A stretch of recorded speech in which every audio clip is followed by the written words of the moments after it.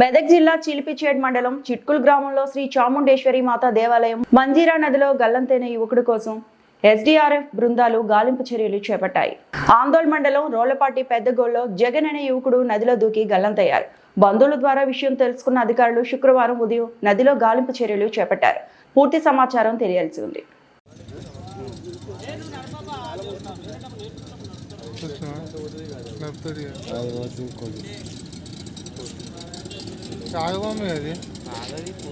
ఎప్పుడు విడిది ఆగది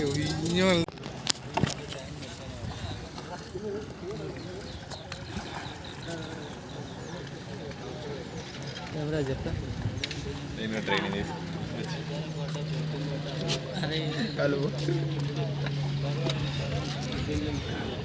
మరిన్ని అప్డేట్స్ కోసం మా ఛానల్ని సబ్స్క్రైబ్ చేయండి.